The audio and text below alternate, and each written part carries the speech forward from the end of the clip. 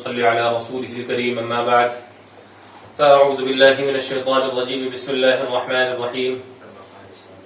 ان عدة الشهور عند الله 12 شهرا في كتاب الله يوم خلق السماوات والأرض منها 4 حرم صدق اللہ مولانا العظیم. معزز ناظرین، یوں تو ہر مہینہ اور ہر دن یہ اللہ کا بنایا ہوا ہے، مگر اللہ تعالیٰ نے ان ایام میں کچھ دنوں کو بہت زیادہ فضیلت دی ہے اور مہینوں میں کچھ مہینوں کو بہت زیادہ فضیلت دی ہے. چنانچہ مہینوں میں 4 مہینوں کو شمار کیا گیا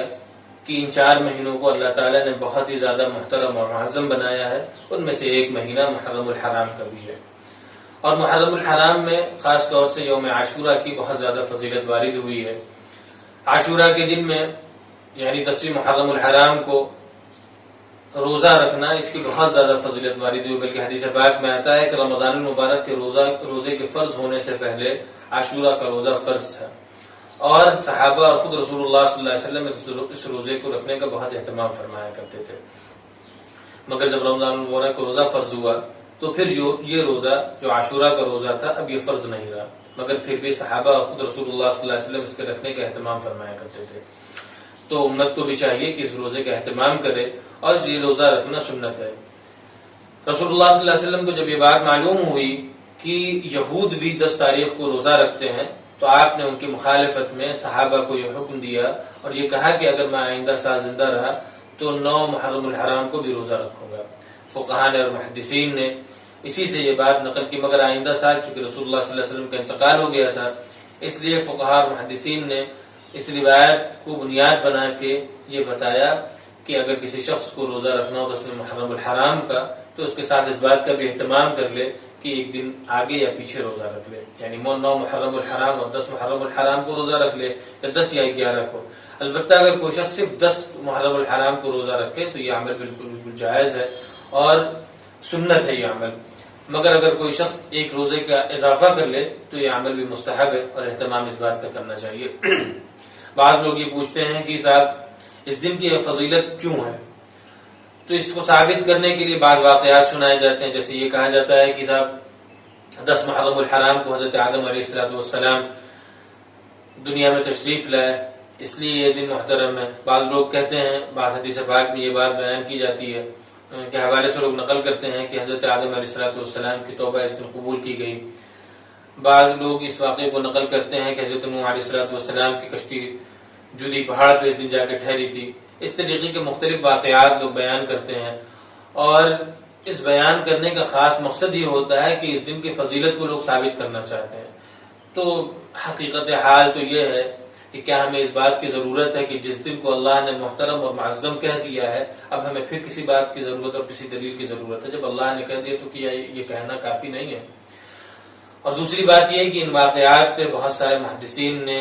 علماء نے کلام کیا ہے، اس لیے بہتر یہ ہے کہ ان واقعات کو بنیاد بنا کے کوئی ایسی بات نہ کہی جائے، نہ ہی اس کا انکار کیا جائے اور نہ ہی اس پہ اتنی شدت برتی جائے کہ اختلاف کا سبب ہو.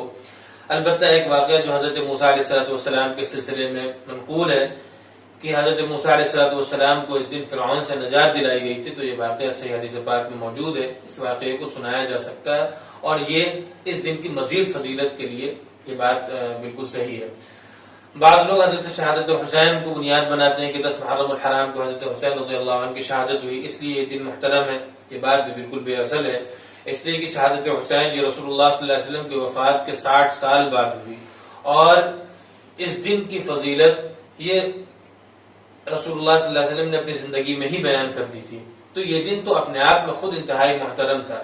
اس دن میں حضرت حسین رضی اللہ عنہ کی شہادت کا ہونا یہ خود ان کے مرتبے کو بڑھاتا ہے کہ شہادت حسین، یہ حضرت حسین رضی اللہ عنہ اتنے بڑے اور اتنے چہیتے رسول اللہ صلی اللہ علیہ وسلم کے تھے کہ اللہ تعالیٰ نے اتنے محترم دن میں ان کی شہادت کی. یہ ان کی فضیلت کو بڑھانے کے لیے ہے، نہ کہ اس دن کی فضیلت کو بڑھانے کے لیے حضرت حسین کی شہادت کو بیان کرنا. یہ بات بالکل بے اصل ہے،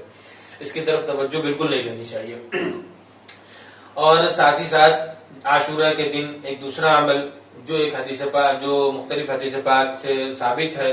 اور اس حدیث پاک پہ کلام بھی کیا گیا، بہرحال وہ حدیث پاک ضعیف ہے، الفاظ حدیث کچھ یوں ہیں: من وسع علی عیالہ فی النفقۃ یوم عاشوراء وسع اللہ علیہ سائر سنتہ، کہ جو شخص اہل و عیال پہ عاشورہ کے دن میں کھلانے پلانے میں وسعت اختیار کرے گا تو اللہ تعالیٰ اس کی برکت پورے سال میں پیدا فرمائیں گے۔ تو اس دن اپنے اہل و عیال پہ زیادہ خرچ کرنا یہ بھی اس دن کے اعمال میں سے ایک عمل ہے۔ چنانچہ دو عمل ثابت ہے، ایک تو یہ عمل کہ اس دن روزہ رکھنا، اور دوسرا اہل و عیال پر خرچ کرنا۔ اب بعض لوگ اس میں بہت الجھ جاتے ہیں کہ صاحب اس دن روزہ بھی رکھنا اور اس دن کھانا بھی کھانا ہے، دونوں میں کون سی فضیلت زیادہ اہم ہے؟ تو دیکھیں دونوں فضیلتوں کو ہم حاصل کر سکتے ہیں، کیونکہ آپ کو معلوم ہوگا کہ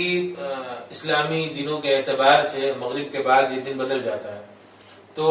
مغرب کے بعد جو دن بدلتا ہے تو 9 محرم الحرام کا جو دن ہے جب یہ ختم ہو جاتا ہے تو مغرب کے بعد یہ 10 محرم الحرام کی رات شروع ہو جاتی ہے۔ تو اس رات میں لکھا ہوا ہے، شمائل کبریٰ اس کتاب ہے، اس کے اندر لکھا ہوا ہے کہ لوگ اگر اس بات کا اہتمام کریں کہ 9 محرم الحرام کی رات میں عمدہ کھانا بنا لیں اور اس دن کھا لیں، یا 10 محرم الحرام کی جو صبح ہے اس صبح کو عمدہ سحری کا اہتمام کر لیں، یا 10 محرم الحرام کی افطار کا عمدہ اہتمام کر لیں، تو دونوں فضیلتیں بیک وقت حاصل ہو سکتی ہیں۔ اللہ تعالیٰ سے دعا بھی کریں کہ اللہ تعالیٰ ہم دونوں کو، ہم سب کو اس فضیلتوں کو حاصل کرنے والا بنا دے۔ اور ساتھ میں چند باتیں اور بھی عرض کرنی تھی۔ محرم الحرام میں کچھ باتیں بہت زیادہ غلط مشہور ہیں، جیسے اس دن میں خاص کھانے کا اہتمام کرنا ہے، جیسے لوگ ان دنوں میں کھچڑا بنانے کا اہتمام کرتے ہیں، تعزیہ داری کا اہتمام کرتے ہیں اور تعزیے پہ چڑھاوے کا اہتمام کرتے ہیں۔ یہ تمام اعمال غلط ہیں۔ بہت سارے اعمال تو ان میں شرک ہو جاتے ہیں، اور انسان اپنے ان اعمال کی وجہ سے بجائے یہ کہ موحد ہو بلکہ وہ کفر کی طرف چلا جاتا ہے۔ اللہ ہم سب کو محفوظ رکھے، اللہ تعالی ہم سب کو کہنے سننے سے زیادہ عمل کی توفیق عطا فرما دے۔